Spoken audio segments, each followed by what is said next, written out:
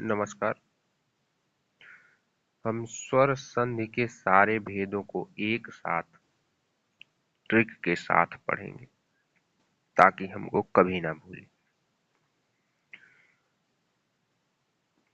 इस भेद के बारे में तो हम विस्तृत जानकारी उस संधि में ही देंगे, लेकिन अगर आपको कोई उदाहरण मिलता है और उस उदाहरण में ये चीज पूछता है कि निम्नलिखित में संधि कौन सी होगी, तो आप उस उदाहरण को देख करके विकल्प का चयन सही कर लेंगे। इसमें हम संधि विच्छेद करना नहीं बताएंगे, बस हम संधि पहचानना बताएंगे। कोई शब्द अगर आपको दिया तो उसको देख करके आप कैसे पहचाने कि कौन सी स्वर संधि होगी। तो सबसे पहले स्वर संधि के भेद कितने हुए? 5। दीर्घ स्वर संधि, गुण संधि, वृद्धि संधि, यड़ संधि और अयादि संधि। अब दीर्घ संधि की ट्रिक क्या है दोस्तों? दीर्घ संधि की ट्रिक यही है कि बीच में बड़ा आ आएगा, बड़ी ई आएगी, बड़ा ऊ आएगा और बड़ी री आएगी। बड़ी री का मतलब 2 बार ऐसे लगा होगा। उदाहरण देखिए, वीरांगना। पहले बड़ा आ वाला उदाहरण हमने देखा। उदाहरण क्या है? वीरांगना। बीच में क्या आया? बड़ा आ की मात्रा आई। देवार्चन। बीच में क्या आया? बड़ा आ की मात्रा आई। रवींद्र। अब ई वाला उदाहरण देखिए, रवींद्र। बीच में क्या आया? बड़ी ई आई। गौरीश। बीच में क्या आया? बड़ी ई आई। नदीश। बीच में क्या आया? बड़ी ई आई। इसके बाद ऊ वाला उदाहरण देखिए, धातुष्मा। क्या आया? बड़ा ऊ। भूष्मा। क्या आया? बड़ा ऊ। इसके बाद दीर्घ री वाला उदाहरण देखिए, मातृण। दीर्घ री लगी है नीचे। पितृण। दीर्घ री लगी है नीचे। क्या हुआ? बड़ा आ, बड़ी ई, बड़ा ऊ, यानी ह्रस्व आ, नहीं सॉरी, दीर्घ आ, दीर्घ ई, दीर्घ ऊ और दीर्घ री। दीर्घ आ, दीर्घ ई, दीर्घ ऊ और दीर्घ री आए तो कौन सी संधि होगी? दीर्घ संधि होगी। ठीक ना? इसके बाद आते हैं गुण संधि पे। अब गुण संधि पे आते हैं तो गुण संधि को पहचानने का क्या ट्रिक है?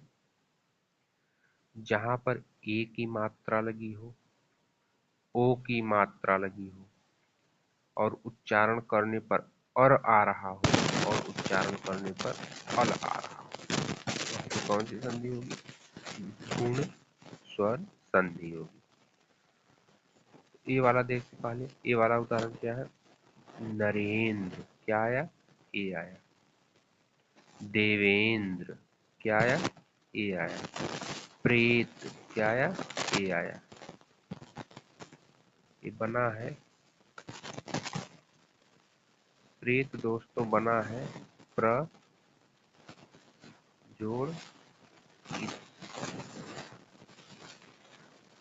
प्र का आ और इस का ई, अ जोड़ ई मिलके ए बन गया। ठीक ना?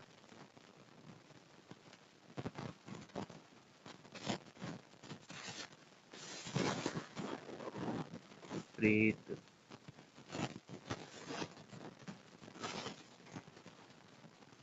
इसके बाद वो वाला उदाहरण देखिए।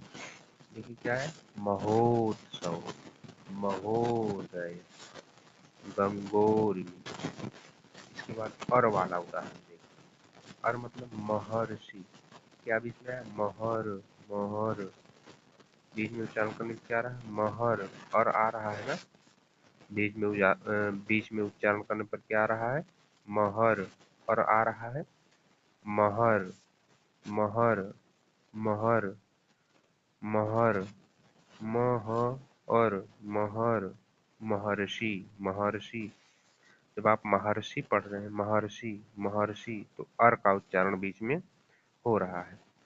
देवर्षि, अर का उच्चारण बीच में हो रहा है। देवर, देवर, देवर्षि, देवर्षि, अर का उच्चारण हो रहा है।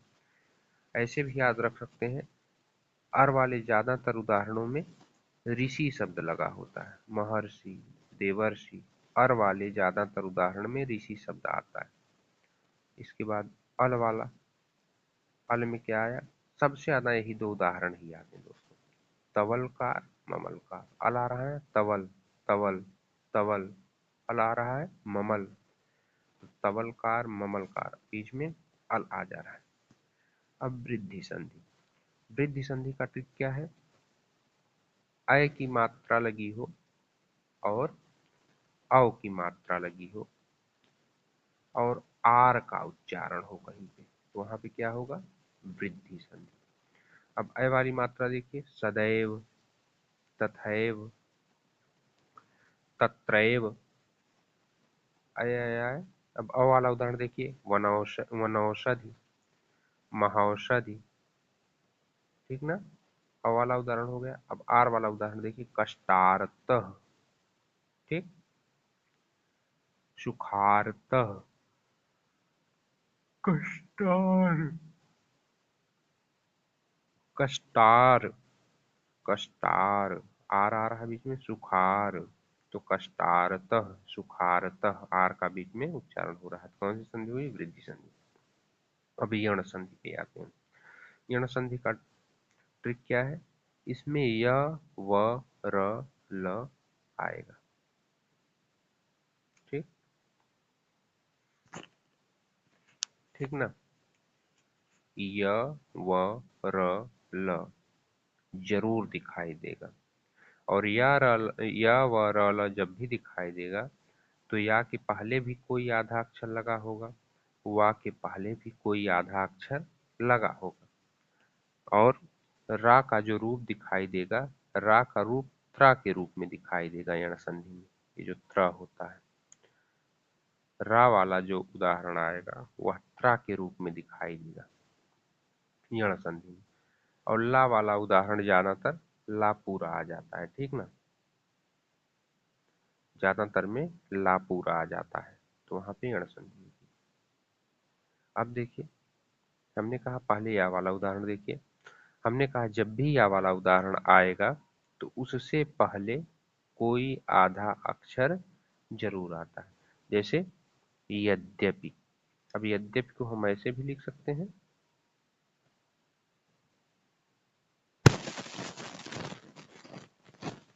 यद्यपि को हम ऐसे भी लिख सकते हैं। तो या से पहले क्या आया? आधा द आया। सख्यागमन, या से पहले क्या आया? आधा ख आया। अत्यधिक, या से पहले क्या आया? आधा त आया। अब वा वाला उदाहरण देखिए, हमने कहा कि वा से पहले भी कोई आधा अक्षर आएगा। स्वागत, वा से पहले क्या आया? सा आया आधा। शिस्वंग, वा से पहले क्या आया? सा आया आधा।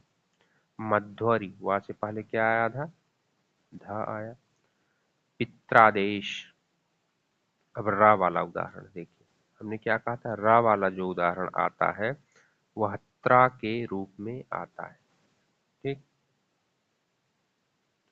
वह त्रा के रूप में आता है। तो जब भी त्र दिखाई दे, रा वाला उदाहरण जब भी आएगा तो वह त्रा के रूप में आएगा। तो आपको जब भी त्रा दिखाई दे, मात्राज्ञा, पित्राज्ञा, पित्रादेश, मात्रादेश, जब भी त्रा दिखाई दे तो आप क्या मार देंगे?